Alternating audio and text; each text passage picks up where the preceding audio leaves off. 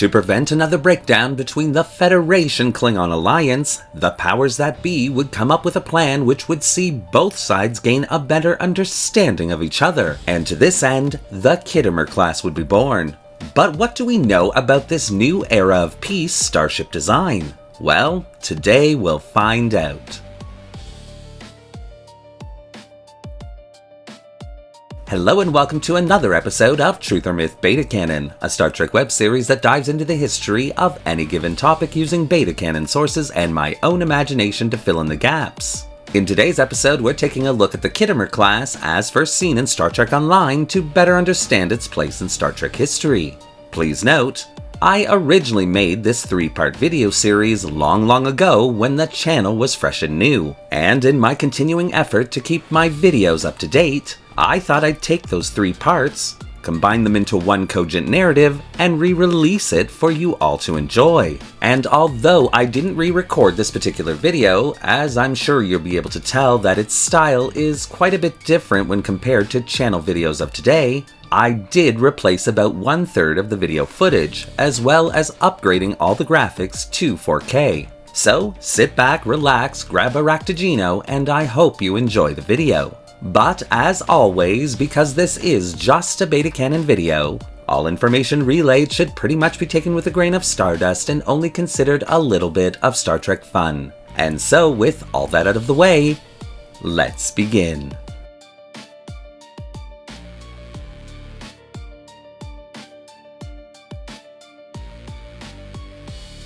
Though it would take decades after the original peace conference between the Klingon Empire and the United Federation of Planets for a treaty to be accepted and signed by both sides, by the 2360s, it was believed that the bond between these two once fierce enemies could never be broken. And in an effort to further strengthen the understanding of both sides, the Officer Exchange Program would be created. Now, selected officers from both sides could serve on a vessel of the others, and through this service could gain a deeper respect for their fleet counterpart. This plan, however, seemed doomed from the start. This was due to the scale of the project, which saw one officer temporarily replacing another, with both sides ordered to be on their best behavior. Hardly a situation which fosters the massive and deep respect required to further bond these two very different governments. And by 2372, thanks to a clever and devious plan set in motion by the Dominion, the peace treaty would be broken, with both sides entering a Cold War phase similar to the relationship they once held back in the latter part of the 23rd century. But this break would not last long, as events would conspire to bring these two enemies back together once again. The threat the Dominion represented was one that could not be ignored, and in mid-2373, with the Cardassian Union joining the Dominion, the Klingon Empire and the United Federation of Planets would decide once again to become allies against this darkness. From there, fighting side by side, the two governments would truly gain a deeper respect for one another, a respect which in 2375, the new Chancellor of the Klingon Empire, Martok, intended to foster. Chancellor Martok was a different type of Klingon altogether. From early on in his life, he saw the advantages of the systems in place throughout the Federation, and having studied in great detail the battles between these once foes, Martok had truly gained a justified admiration for both Starfleet and the UFP. And this admiration would only grow as Martok would become Supreme Commander of the 9th Fleet stationed at Deep Space Nine for the bulk of the war. Martok was also a very intelligent man, having seen how easy it had been for his doppelganger to drive a wedge between the Federation and the Klingon Empire. He secretly vowed to ensure that this could never happen again. And to that end, he began to formulate a long-term plan to do just that. The years after the Dominion War saw all sides within the conflict begin to rebuild their forces and lick their wounds. And during this time, Martok would simply wait patiently for the right time to implement his plans. In the early 2380s, the Romulan crisis would see the Star Empire approach the Klingon Empire in the hopes of saving the Romulans residing on the Star Empire's homeworld, Romulus. And although Martok was leaning towards assisting the Star Empire, the truth was that the divide and searing hate between these two empires was far too great to ever allow that to happen. And in order to keep another civil war from happening within the Klingon Empire, Martok would decline to assist the Star Empire. He would make one concession though. Martok would agree that the Klingon Empire would not take advantage of the situation to claim territory within the Star Empire. Then, the synth attack on April 5th, 2385 would change everything. With their evacuation fleet, as well as 2/3 of their regular fleet destroyed in the attack, the United Federation of Planets was vulnerable. A perfect time for the Klingon Empire to strike both of their old enemies and dominate the Alpha and Beta quadrants once and for all. And many in the Federation began to hold their breath as a fleet of 500 Klingon starships crossed the border into the Nimbus sector, where Vice Admiral Catherine Janeway had been conducting several meetings with the leadership of the Romulan Star Empire. Desperate and with very few starships at her disposal, Admiral Janeway prepared for the worst. But all in the Federation would be shocked and surprised when Martok informed her that he was temporarily transferring control of these 500 Klingon vessels to Starfleet in order to protect the Federation while they investigated the synth attack and rebuilt their forces.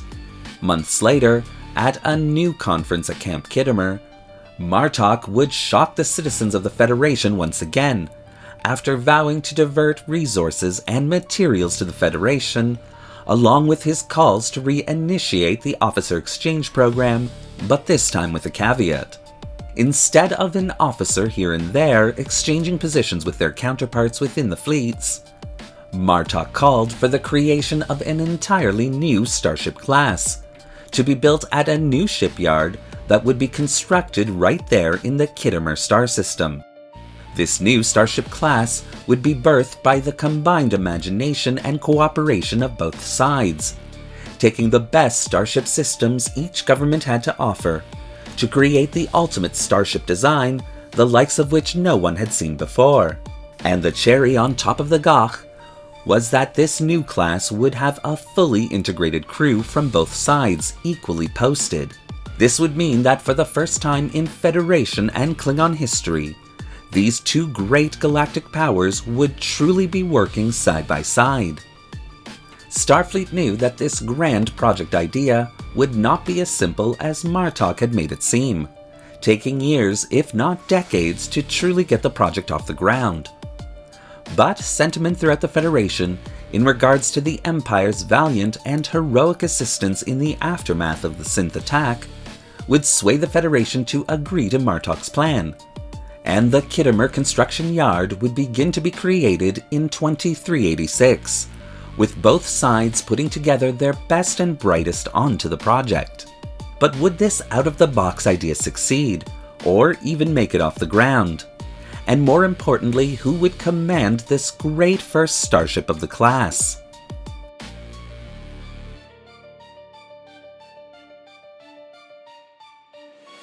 Martok's Starship Class idea was well received by the Federation's public. Most citizens of the Federation agreed that it was finally time to cement the peace between these two very different societies.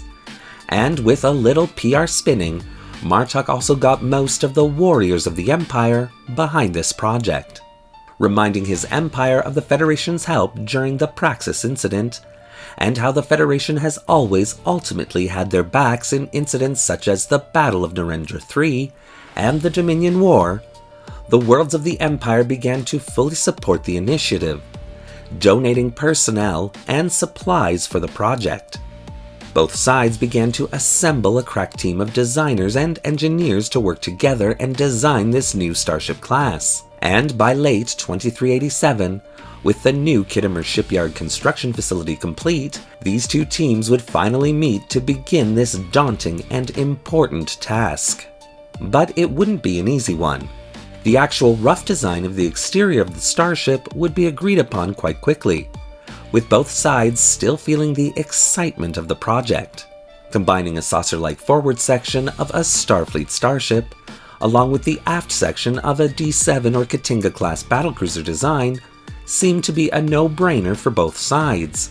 By increasing the neck size, connecting the primary and secondary hulls together, the Khitomer team would finally do away with a perceived tactical flaw of the D7 design. And by playing with size and angles of the design, the Khitomer Class would come to life as a very imposing starship design.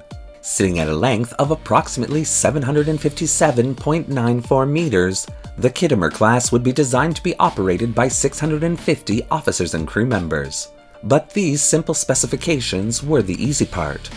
The plan had always been not only to combine a crew from both sides on this starship class, but also to combine the best technologies from both sides into the project. The problem was, though both sides' technologies worked along the same principles, they were still very different technologies, and were not designed to work together. That meant that almost every system for the class needed to be redesigned from the ground up. What made the project even harder was that some systems themselves were composed of certain elements that were better than their counterparts' technology. And being engineers pouring their hearts into this project meant that both sides could see the benefit of combining elements of systems, rather than simply taking the entire technology to utilize in the class. For example, the Federation's warp core was superior in every way to the Klingon's Graph 2 warp unit, and so the Khitomer class would contain a Federation warp core. However, the Klingon Empire's Graph 2 warp coils were actually superior to Federation warp coils, allowing for a tighter warp field, making the starship much faster and more energy efficient.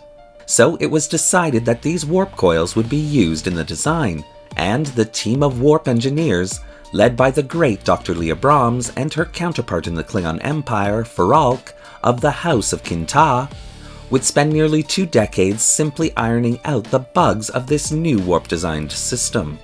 However, once completed, the Khitomer's warp systems would quickly become the best in the fleet, with the Khitomer class able to sustain a cruising speed of warp factor 9.6, a speed no starship in the Federation or Klingon Empire had been able to sustain for long periods of time without component damage.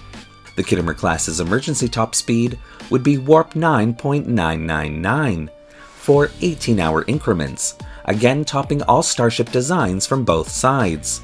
The Khitomer class would also include the Federation's quantum slipstream drive systems in the design, which themselves had been a work in progress since the USS Voyager's return from the Delta Quadrant in 2378. And once her slipstream capabilities were tested, the Khitomer class would again blow everyone away, being the fastest design within either fleet. Tactically, the Khitomer class would be equipped with the standard Federation torpedo launchers of the time. But when it came to primary weapon systems, phasers, it was clear that the Klingon Empire was superior with its disruptor banks in this area. But there was a disadvantage to disruptors.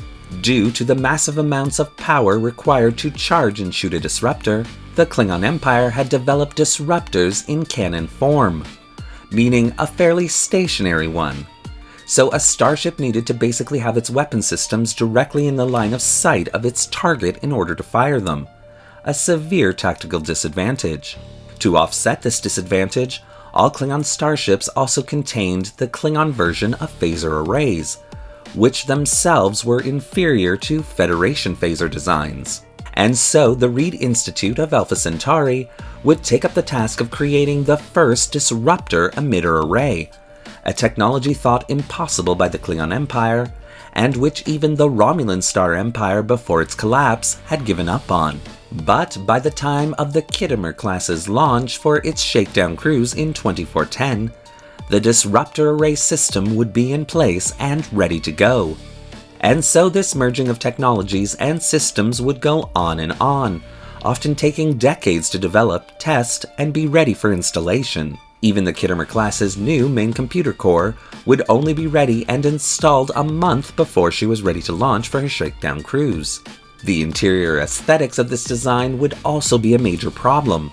as both sides had very different views of how they like to live and operate. And so, when it came to designing spaces for both sides to live and work in, the nightmare would truly begin, with the Khitomer team presenting design after design to both the Federation and Klingon High Council, only to be met with denials from one side or the other.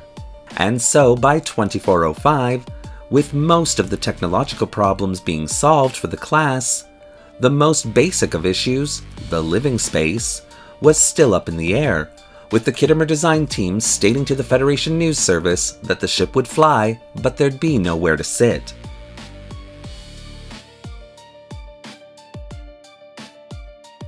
Neither the Klingon Empire nor the United Federation of Planets could agree on the internal design for the Khitomer class. The Federation preferring a well-lit and more vibrant color palette, while the Klingon Empire wanted a dark and stronger-looking color scheme. To maintain the idea that both sides were equal and truly working together, both sides had agreed to a full integration of culture-specific areas. For example, there wouldn't be separate decks for Federation and Klingon crew quarters.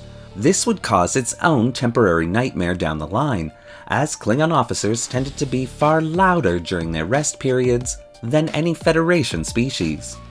But for now, the interior designers of the Khitomer class would simply create a universal quarters design, one that could be easily converted to either side's liking with a few commands to the computer and a couple of replicator requisitions.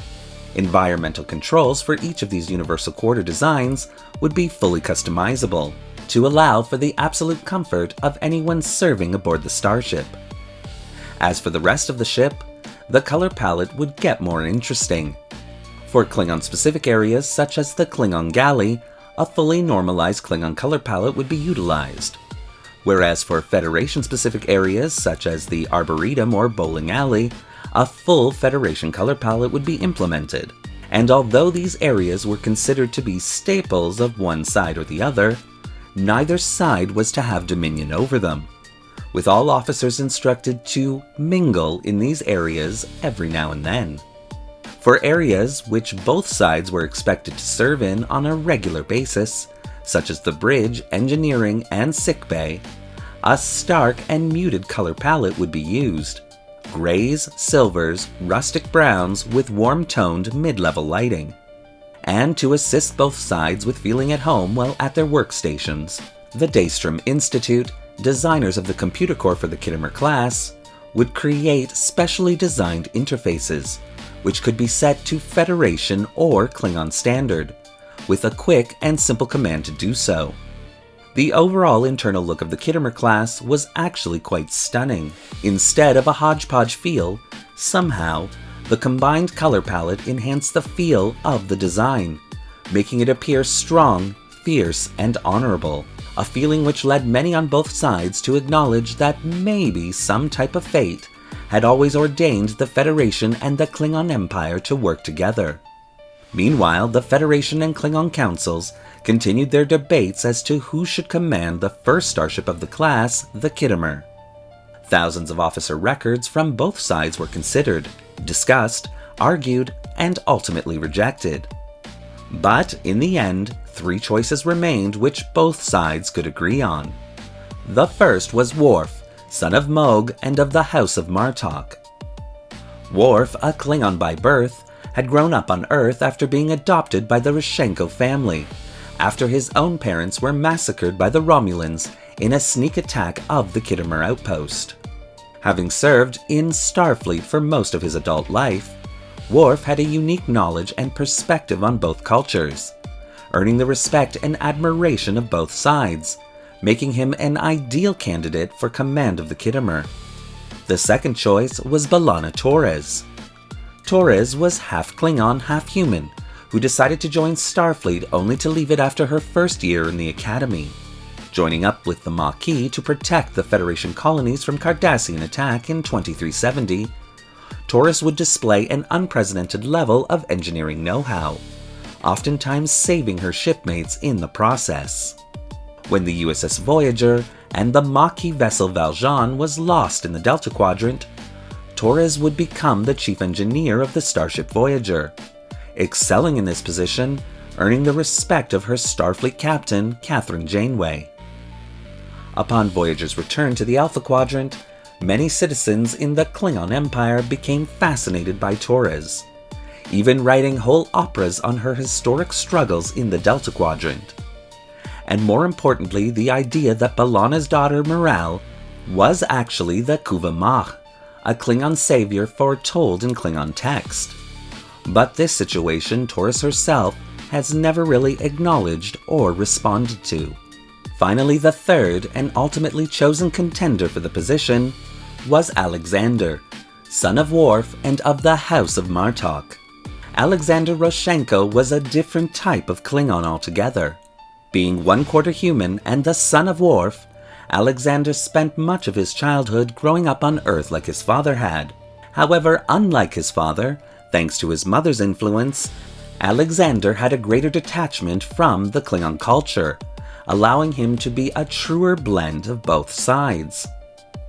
Alexander would not seek out battles or glory, rather preferring to live a quiet and contented life from the spotlight. But as Alexander grew older, his views would also begin to change, making him decide to join the Klingon Defense Force in a bid to make his father accept and be proud of him. Considered a bumbling good luck charm at first by the Klingons, Alexander would somehow grow into the model Klingon officer, while at the same time retaining his individuality and Federation morality.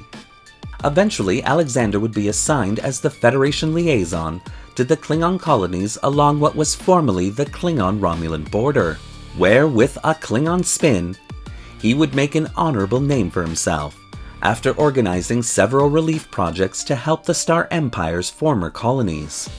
With all the boxes checked for both sides when it came to Alexander, including his age being only 45 human years old, and not such a connection to either side, Captain Alexander Roshenko would take command of the Khitomer in 2411 for its shakedown cruise. And after a glorious and unexpected shakedown cruise of the Khitomer, both sides would agree to commission 12 more starships of the class to begin with. And this would ultimately lead to a combined Allied fleet. And eventually, thanks to the vision of a one-eyed Klingon, the Empire would join the Federation, becoming one of its strongest and most valued members, earning both Martok, Chancellor of the High Council, and the Khitomer Class its valiant place in Federation, Klingon, and Starfleet history.